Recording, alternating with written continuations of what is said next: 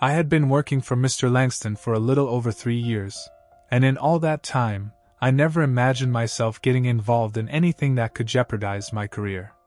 His daughter, Lila, was always around the office, but she was younger, in her mid-20s, fresh out of graduate school. We exchanged pleasantries when she visited, but that was it. Nothing more than polite smiles and brief conversations in the hallway. But recently, things had started to change. It was subtle at first. She lingered a little longer after our interactions, her eyes meeting mine in ways that made my pulse quicken, though I wasn't sure why. I tried to dismiss it, told myself it was just my imagination, but those moments began to pile up. Soon, it became hard to ignore. Lila was stunning, there was no denying that. She had her father's sharp intellect, but there was a softness about her that he lacked. She carried herself with a quiet confidence, the kind that drew people in without demanding attention. And over time, I found myself watching her more closely, noticing the way her fingers tucked her hair behind her ear when she was thinking, the way her lips curled into a half-smile when something amused her. One afternoon, after an unusually stressful week at the office, Mr. Langston invited a few of us over to his house for a casual get-together. A chance to unwind, he said, nothing too formal. I hadn't expected Lila to be there, but when I walked through the door and saw her, my heart skipped a beat. She was dressed casually, her long hair cascading over her shoulders as she greeted everyone with a smile that seemed brighter than usual. Throughout the evening, I could feel her eyes on me. Every time I looked up, she was already watching, her gaze steady, unwavering. There was something in the way she looked at me that made my skin tingle, a tension that hung in the air between us, though no one else seemed to notice. At one point, after a few too many drinks, I decided to step outside to clear my head. The night air was cool, and I found myself wandering toward the garage, looking for a quiet place to collect my thoughts. The garage was spacious, filled with tools and equipment that Mr. Langston used for his weekend projects. I leaned against one of the workbenches, exhaling slowly as I tried to shake off the strange feeling that had been creeping up on me all night. A few moments later, the door creaked open, and I turned to see Lila standing in the doorway. Her eyes met mine, and for a moment, neither of us moved. The soft glow of the light from the house cast a warm halo around her, making her look almost ethereal. "I thought I'd find you out here," she said, her voice soft but steady. I cleared my throat, suddenly feeling more nervous than I had in years. "Needed some fresh air," I replied, trying to keep my tone casual. She took a step closer, the door clicking shut behind her, sealing us in the enclosed space. "I get it. Sometimes it's hard to breathe in there." Her words hung in the air, and I could feel the tension between us growing thicker, more tangible. There was something in her eyes, something I hadn't seen before, an intensity that sent a shiver down my spine. I wanted to say something, anything, to break the tension, but the words wouldn't come. All I could do was stand there, my heart pounding in my chest as she moved closer. "You've been avoiding me," she said quietly, her gaze never leaving mine.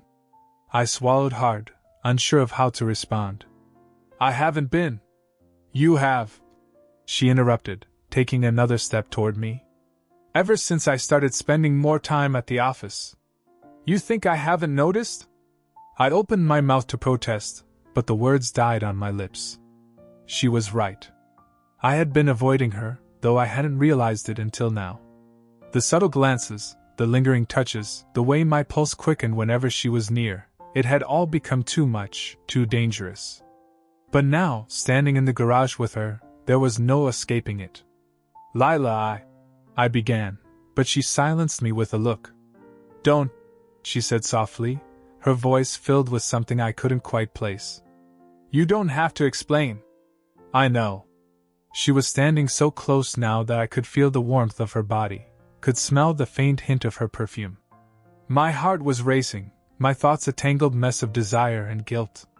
This was my boss's daughter. This was wrong. But as she reached out and placed her hand on my chest, I knew that I couldn't walk away. "Not now. I know you feel it too," she whispered, her eyes searching mine. "This tension between us, It's been building for weeks. Her words sent a jolt through me, and before I could stop myself, I nodded. I do. She smiled then, a slow, knowing smile that made my breath catch in my throat. Then stop fighting it. Her words were a whisper, but they echoed loudly in the garage, cutting through the space between us. My mind screamed that this was a line I couldn't cross, a situation too dangerous to indulge in. This was my boss's daughter, someone who could ruin me with a single word. But the tension that had built between us was undeniable, pulling me toward her in ways I couldn't control. Lila's hand stayed on my chest. Her fingers splayed across my shirt as if she was testing my resolve. Her eyes flickered with something, desire, uncertainty, and a hint of challenge. I could feel her breath on my skin, warm and close, and my body responded before my mind could catch up. I reached out, hesitating for only a second before my hand found her waist, pulling her a step closer. She let out a small, soft breath, her body moving instinctively against mine. Her eyes locked on mine, wide and searching, and for a moment, it felt like we were both teetering on the edge of something neither of us could turn away from. I shouldn't be doing this, I muttered, but even as the words left my mouth, my hands didn't let go of her. Instead, I pulled her even closer, the warmth of her body pressing against mine, the space between us disappearing entirely. I know, she whispered, her voice trembling slightly as her hands slid up to my neck. But I don't care. That was all it took. The moment those words left her lips, something inside me snapped. The last remnants of control, of logic, of restraint, all melted away. I leaned down, my lips capturing hers in a kiss that was filled with every bit of tension, every forbidden thought that had been building between us for weeks. The kiss was slow at first, tentative, as if we were both testing the waters, unsure of how far to go. But it didn't take long for it to deepen, for the urgency between us to explode. Her hands tangled in my hair, pulling me closer, her body pressing harder against mine as the kiss grew more intense. My hands roamed down her back, pulling her tighter against me, and I could feel the rapid beat of her heart through the fabric of her shirt. We stumbled backward, my back hitting the workbench as we kissed, the sound of tools clattering faintly in the background, but I barely registered it. All I could focus on was her lips on mine, her hands on my skin, the way her body fit perfectly against mine. For a moment, it felt like nothing else mattered. Not my job, not the consequences, not the fact that this was my boss's daughter. It was just the two of us, lost in the heat of the moment, the weight of what we were doing pushed aside by the overwhelming need we felt for each other. But as the kiss deepened, as our hands roamed over each other with increasing desperation, a small voice in the back of my mind began to creep in. This was wrong. This was a line I couldn't cross, a situation that could destroy everything I had worked for. But the pull between us was too strong, too intense to stop. Lila seemed to sense the hesitation in me, because she pulled back slightly, her forehead resting against mine as we both caught our breath. Her chest rose and fell rapidly, her lips swollen from the kiss, her eyes wide and filled with a mixture of desire and something else, something that mirrored the conflict inside me. This can't go further, I whispered, my voice hoarse with the effort of trying to maintain control. We can't. I know, she breathed, her hands still resting on my chest, her fingers tracing the lines of my shirt. But she didn't move away. She didn't let go. The silence between us was thick, heavy with the weight of what had just happened, what we both knew was still hanging in the balance. My mind was racing, trying to make sense of what I was feeling, trying to decide whether to push her away or pull her closer. But every time I tried to think logically, the feel of her body against mine, the heat of her skin, pulled me back in. Lila's fingers slid up to my neck, her touch gentle but insistent, and she lifted her eyes to meet mine. I don't want to stop, she whispered, her voice soft, vulnerable. I swallowed hard, my hands still resting on her waist, my heart pounding in my chest. Neither do I. The confession hung in the air between us, and for a moment either of us moved. We both knew what this meant, what would happen if we didn't stop. But the pull was too strong, the tension between us too thick to ignore. And before I could stop myself, I leaned in again, capturing her lips in another kiss. This time, there was no hesitation. No holding back.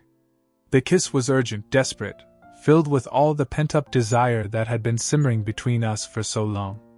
Her hands roamed over my chest, my arms, pulling me closer, as if she couldn't get enough. My hands slid up her back, pulling her against me, and I could feel the heat between us growing more intense with every passing second. We stumbled again, this time toward the wall, and I pressed her back against it, my lips trailing down her neck, her soft gasps filling the small space between us. Her fingers tightened their grip in my hair, pulling me closer, and I could feel her body arching against mine, her need matching my own. The sound of our breathing filled the garage, the soft rustling of fabric as our hands explored each other, the quiet gasps and moans that escaped her lips with every touch. It was overwhelming, all-consuming, and I knew in that moment that there was no turning back. We had already crossed the line, and there was no way to undo what had been done. When we finally pulled apart, both of us were breathless, our bodies trembling with the intensity of what had just happened. Lila's chest rose and fell rapidly, her eyes wide and filled with a mixture of desire and guilt. I could feel the weight of what we had done settling over us, the reality of the situation crashing down around us like a tidal wave. This was a mistake," she whispered, her voice trembling. I nodded, though the words felt empty. We both knew it was a mistake. We both knew we had crossed a line that couldn't be undone. But even as the guilt began to creep in, I couldn't shake the memory of her touch, the way her body had felt against mine, the way her lips had moved with mine. We can't let this happen again," I said, though my voice lacked conviction. Lila looked up at me, her eyes filled with unshed tears. "I know." But neither of us moved. We stood there, the weight of our actions pressing down on us, the tension still simmering between us, unresolved. I wanted to say something, to fix this somehow, but I didn't know how. The damage had already been done, and now we were left with the consequences. "I should go," Lila whispered, her voice thick with emotion. I nodded again, but my heart ached at the thought of her leaving. I watched as she gathered herself, her movements slow and uncertain, her hands trembling as she adjusted her clothes. For a brief moment, I thought she might stay, that she might say something that would change everything. But she didn't. As she reached the door, she paused, her hand resting on the handle. She looked back at me, her eyes filled with regret, with longing. "I'm sorry," she whispered, and then she was gone, the door clicking shut behind her. I stood there in the silence of the garage, the air still thick with the remnants of our encounter, the guilt settling in like a heavy weight on my chest. I had no idea what would happen next, no idea how we would face each other after this. But one thing was certain, nothing would ever be the same again. As I stood there in the dimly lit garage, the door shutting softly behind Lila, I felt the cold air rush in to replace the warmth of her body. My mind raced, struggling to process everything that had just happened. My pulse still pounded in my ears, my skin still tingled where her fingers had touched me, but now the heat between us was replaced by a growing sense of dread. The ramifications of what we had just done loomed over me like a storm cloud ready to burst. I ran a hand through my hair, my fingers shaking slightly. What had I been thinking? How had I let it go this far? Lila was my boss's daughter, someone I should never have gotten involved with, not like this, not ever. I knew the lines, the boundaries that should never have been crossed, and yet, the tension between us had overwhelmed me.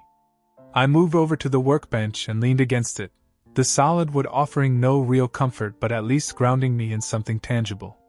The cold of the garage felt like a splash of reality, but even that couldn't shake the memory of her lips on mine, the way her body had responded to my touch.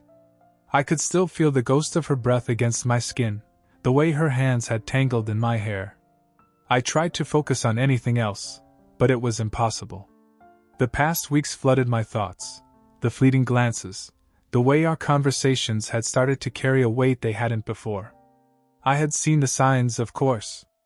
I had felt the tension growing between us, but I had pushed it aside, told myself it was just my imagination.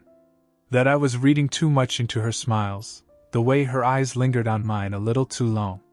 But now, after what had just happened, there was no denying it. The attraction had been there all along, simmering just beneath the surface, waiting for the moment when it would finally explode. I let out a long breath, my heart still pounding in my chest as the reality of the situation began to set in. What was I going to do? How was I supposed to face Mr. Langston at work after this? The thought of him finding out sent a chill down my spine. He trusted me. He'd given me this job, this opportunity.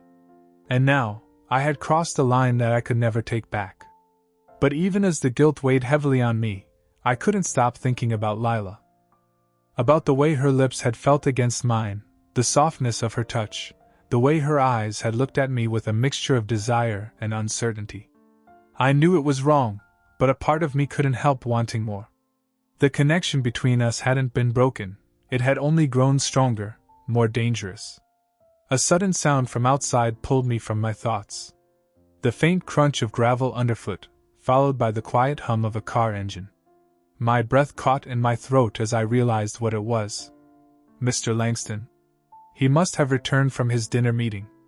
Panic flared in my chest as I glanced toward the door. What if Lila was still in the house? What if he saw her leaving the garage? The thought sent a fresh wave of dread crashing over me. I couldn't stay here. I couldn't risk him finding me like this, not when everything was still so raw, so charged with the tension of what had just happened. I pushed myself away from the workbench and made my way toward the back door, my mind racing as I tried to figure out how to navigate the rest of the evening without arousing suspicion. I slipped out the back, careful not to make any noise, and made my way through the side yard. The cool night air felt like a slap to the face, but it did little to clear my mind. As I reached the edge of the yard, I paused, glancing back toward the garage. The lights inside had been dimmed, the house quiet. There was no sign of Lila. I breathed a sigh of relief and continued toward my car, keeping my head down as I made my way down the driveway. Once I reached my car, I slipped inside, my hands gripping the steering wheel tightly as I sat there in the darkness, trying to steady my breathing. What was I supposed to do now? How was I supposed to act like everything was normal after this? The weight of the situation settled heavily on my chest, and I couldn't shake the feeling that things would never be the same again. The next few days at work were a blur. I kept my head down, avoiding any unnecessary conversations, especially with Mr. Langston. Every time I saw him, a knot of anxiety tightened in my stomach. I couldn't look him in the eye, couldn't stand the thought of what he would say, what he would do, if he ever found out about what had happened with his daughter. The guilt gnawed at me constantly, a reminder of the line I had crossed. But it wasn't just the guilt. It was something else. A lingering feeling that I couldn't quite shake. I couldn't stop thinking about Lila, about the way she had looked at me in the garage, the way her body had felt against mine. Even though I knew it was wrong, even though the guilt was suffocating, the pull I felt toward her was still there, stronger than ever. I caught glimpses of her in the office, fleeting moments where our eyes would meet across the room. She never said anything, never approached me, but there was a tension in the air whenever she was near.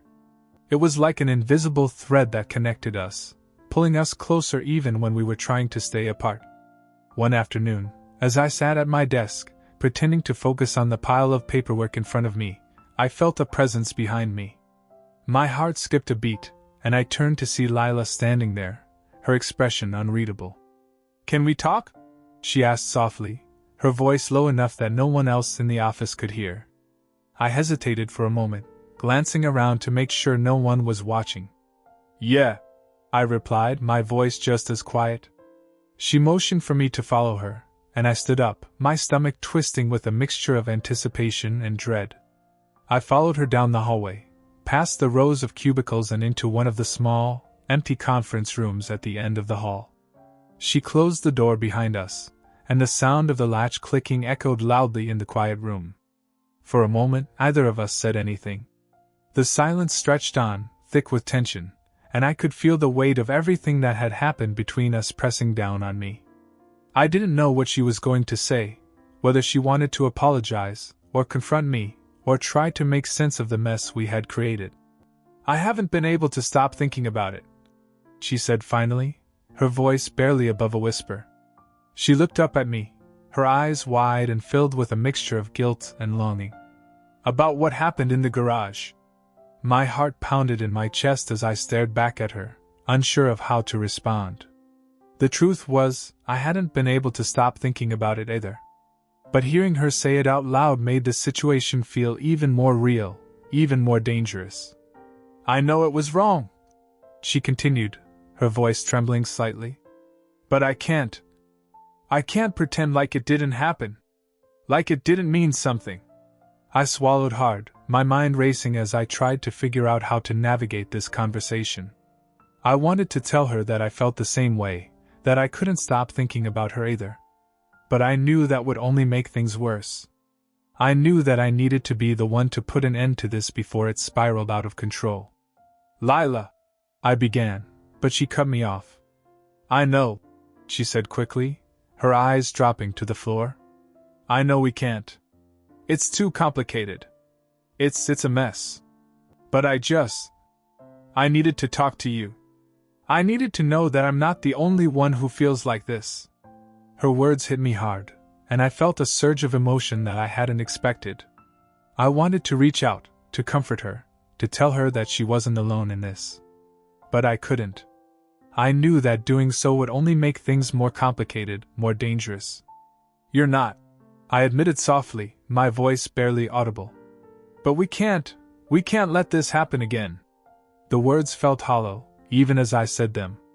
Because the truth was, I wasn't sure I believed them. The pull between us was still there, stronger than ever, and I didn't know if I had the strength to walk away. Lila looked up at me, her eyes filled with unshed tears. "I don't want to," she whispered, her voice breaking. And in that moment I knew that I didn't want either.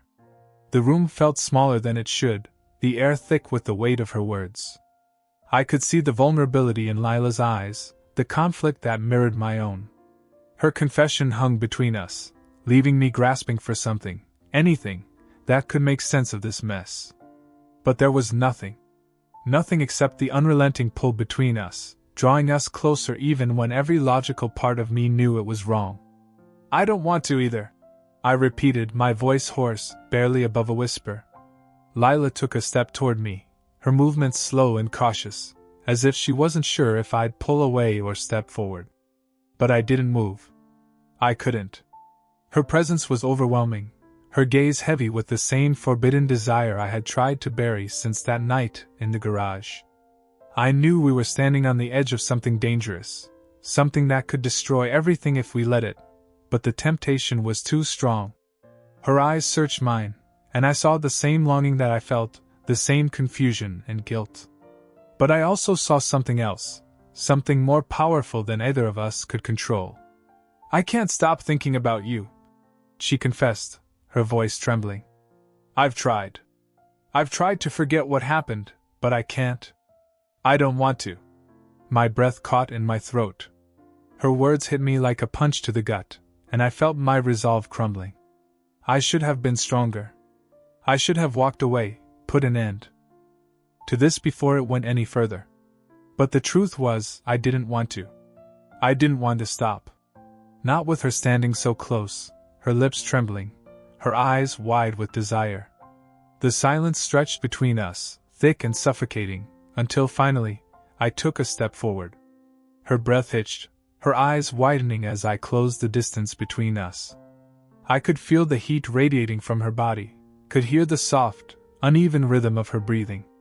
My hand hesitated, hovering just inches from her waist, and for a moment, I wondered if she would pull away, if she would stop this before it went any further. But she didn't. Instead, she took a small step closer, her hand reaching up to brush lightly against my arm. The touch sent a jolt of electricity through me, and before I could stop myself, my fingers found her waist, pulling her gently toward me. Her lips parted slightly, her breath warm against my skin as she tilted her head up, her gaze locked on mine. "What are we doing?" she whispered, her voice barely audible. "I don't know," I admitted, my heart pounding in my chest. "But I don't want to stop." Neither of us moved for a long moment. The tension between us was thick, heavy with the weight of everything we weren't saying, everything we had been denying for so long. And then, slowly, I leaned in, my lips brushing against hers in a kiss that was soft, hesitant, as if we were both testing the waters, unsure of how far this would go. Her hand slid up to my chest, her fingers curling lightly against my shirt as she kissed me back, her movements slow, deliberate. The kiss deepened, becoming more urgent, more desperate as the reality of what we were doing faded into the background. There was no turning back now, no stopping the pull between us. I wrapped my arms around her, pulling her closer as our kiss grew more intense. Her hands tangled in my hair, her body pressing against mine with a need that mirrored my own. The heat between us was overwhelming, consuming, and for a moment, it felt like nothing else mattered. Not the consequences, not the guilt, just her. We stumbled back toward the wall, our lips never leaving each other's, and I could feel the rapid beat of her heart against my chest, could hear the soft gasps that escaped her lips between kisses. Every touch, every movement was filled with the tension that had been building between us for weeks, maybe even months. And now, there was no stopping it. My hands roamed up her back, pulling her tighter against me, and she responded with a soft moan, her fingers tightening their grip in my hair. The sound sent a surge of desire through me, and I kissed her harder, more urgently, as if I was trying to erase the space between us completely. Her back hit the wall, and I pressed her against it, my lips trailing down her neck, her breath coming in quick, shallow bursts. I could feel her body arching against mine, her need as intense as my own, and I knew in that moment that we had crossed a line that could never be undone. For a long time, we stayed like that, tangled together in the small conference room, our bodies pressed close, the air around us thick with the heat of our connection. It was all-consuming, overwhelming, and yet, I couldn't stop. I didn't want to. But then, just as quickly as it had started, reality came crashing back in. Lila pulled away, her breath ragged, her chest rising and falling rapidly as she looked up at me with wide, tear-filled eyes. Her lips were swollen from our kisses, her hair tousled, and in that moment she looked so vulnerable, so conflicted, that my heart clenched. "This is wrong," she whispered, her voice trembling. We can't keep doing this." I nodded, though every part of me ached to pull her back into my arms, to lose myself in her again. "I know." The words hung in the air between us, but neither of us moved. The guilt was already creeping in, the weight of what we had just done settling over us like a heavy fog. And yet, even as the reality of the situation pressed down on me, I couldn't shake the desire that still lingered just beneath the surface. "I don't want to hurt anyone," Lila said softly, her voice breaking. "But I don't know how to stop." I swallowed hard, my heart aching at the pain in her voice. "I don't either." We stood there in silence for a long time, the tension still thick between us, the weight of everything we had just done pressing down on us. I wanted to say something, to fix this, but I didn't know how. I didn't know if it was even possible. "I should go," she whispered, her voice barely audible. I nodded, but the thought of her leaving, of this ending, made my chest tighten with something I couldn't quite name. I didn't want her to go. I didn't want this to be over, even though I knew it should be. She took a small step back, her eyes never leaving mine, and I could see the conflict, the guilt, the desire all swirling together in her gaze.